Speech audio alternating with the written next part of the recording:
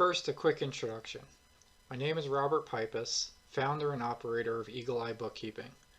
We established in 2015 after being in corporate accounting for 15 years. After receiving numerous requests from real estate agents to have an inexpensive way to track their income and expenses, my team and I have developed a spreadsheet to do just that. And in addition to being a reporting system, it has a built-in analysis function to help you grow your business and make tax time simple at a fraction of the cost of a full accounting software system. So who is this spreadsheet for? This is both for new and established agents. It's for agents not interested in another monthly fee, and from business owner to business owner, I know the value of saving money. And this is for agents who want a simple process to be able to review their financial position, make tax time simple, and have something to help grow their business, with the emphasis on being simple to maintain. You only have to key into 3 or 4 spots to get financial statements and analysis charts. So let's take a quick dive into it and see what it looks like and how easy it is to use. The first tab is the Index tab. This shows all the other tabs in the spreadsheet, as well as instructions on how to fill out the spreadsheet and what all the tabs are. The index here is hyperlinked to each tab for easy navigation. The P&L for drop-down tab is a list of all profit and loss accounts that are in the Select an Account drop-down column in the Input tabs that we will see next. So if you're wondering where to put a certain expense or income, you can come here and view all of them at a quick glance. For the tabs in green, this is the input tabs for the respective years. You got 2020, 2021, 2022, and you got a 3-year mileage log where you just key in a date, enter the mileage, a description if you want, and you can get the write-off amount that you end up putting in the input tab if you take mileage instead of depreciation. So this is how easy and simple it is on your part. Under column B, let's go to the bottom. Under column B, you would select the account for the transaction you're entering.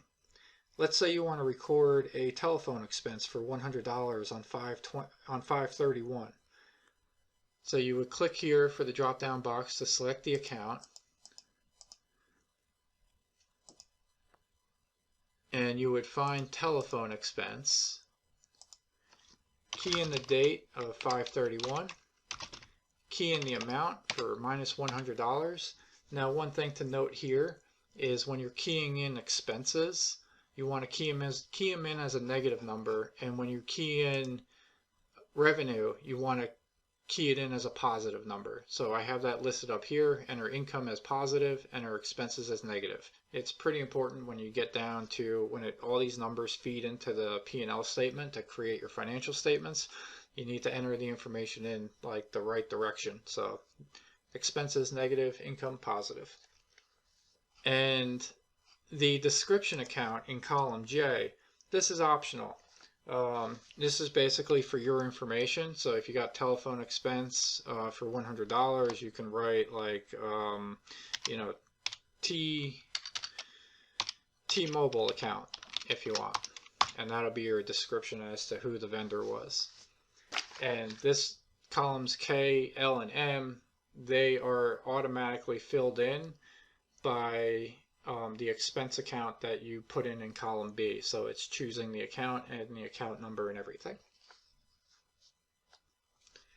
And again, we got the mileage log, so it's pretty easy. So these numbers here are the mileage rate that you get from the IRS.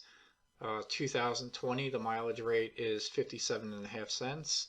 So for years 2021 and 2022, you would just have to update this amount with the new IRS figure that comes out sometime late December, early January. You can check with the IRS. It's a quick Google search, you know, IRS mileage rate 2021, and you'll get the IRS number. But let's say that you wanted to enter in like 7/1/2020, you drove 50 miles, that 2875 is what you would write off on the input page, and this box up here is giving you a tally of how much mileage you've written off for the year. The yellow tabs are a total of all the accounts with the corresponding year's input in them. So like you got the sales account for the year 2020, it's totaling that you got $32,000. And if we go down to telephone expense, it's telling us that so far in the year 2020, you've written off $1,730. This is basically like a trial balance for your set of books. So you got one for 2020, 2021, and 2022.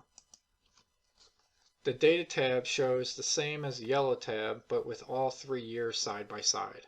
So you got the trial balance with all the chart of accounts, and you have year 2020 here, 2021, and 2022.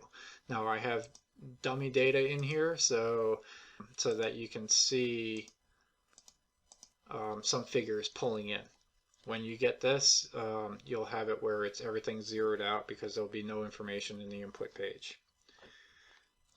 The blue tabs are the respective year's profit and loss statements with a monthly breakout. It is different than the others, as in this one, it is more of a profit and loss statement format where it shows you the total revenue, the gross profit, total expenses, and net income, as well as having some KPIs at the bottom. KPIs stand for Key Performance Indicators. The GM percent stands for gross margin percent. The EBITDA percent is an acronym that stands for earnings before depreciation, interest and tax and amortization. And EBIT is earnings before tax and interest. And then you have your net income percent. So you have the respective months P&L by month for each year. 2020, 2021, and 2022. The dark blue tabs show a 3-year side-by-side profit and loss statement by year, with the variances from year to year to the right, and the full year KPI stats at the bottom. The full and consolidated profit and loss statements is what you take to your tax accountant at year end.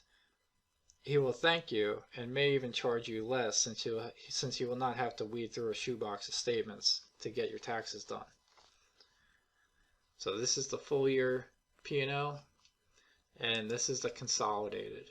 The main difference between the consolidated is all of the operating expenses here get clumped into different categories here as far as operating expenses, travel costs, personnel expenses, and marketing. So when you go back to the full P&L here, a lot of these just get consolidated and grouped into these 4 different accounts. The red tabs show the analysis charts. There's one for sales, one for expenses, and one for financial analysis. For the one for sales, it gives you bar charts of what your revenue is by year, and it's broken down to net sales and other revenue. This chart is also a revenue chart, which shows the bar charts just for your total revenue, so it's not broken out by net sales or other revenue. This last chart is a net sales, other revenues bar chart that also has a line over here basically showing you what your gross margin percent is. And you got your percentages over here and your dollar value of your revenue sales over here. So what this is showing you is the relationship between your gross margin percent and your net sales. The expense charts shows your consolidated expenses.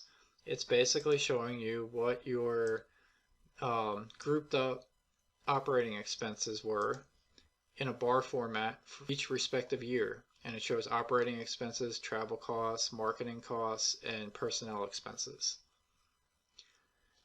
The next chart shows what your mileage percent was in comparison to your income. So like for example, this one for the year 2020, you've written off 9.1% of your income. And for total expenses, it was 31% of your total income. The next chart shows the marketing expense that you have in relationship to income. So for the year 2020, this chart shows that 4.6% of total income coming in was spent on marketing. And this one was in 2021, it was 5.3%. And for year 2022, it was 5.9%. Of course, you won't know 2022's numbers until we've actually gotten into 2022. But this shows what the chart will look like after there's full 3 years data in there. And for the financial charts, this shows what your total income and your gross margin percents were for each respective year. This chart shows you what your gross margin percent was by month for for 3 years. For years 2022, 21, and 22. And this chart shows what your net income percent was by month for 3 years. So with that said, I hope you can see that this will, 1, make tax time simple by having financial statements that you can give your tax accountant, and 2, give you reports to help you grow your business. And the best benefit is that it will save you a ton of money on the accounting software.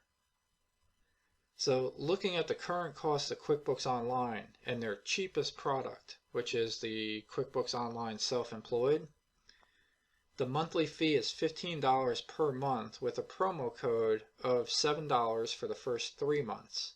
So the breakdown of that year is $156.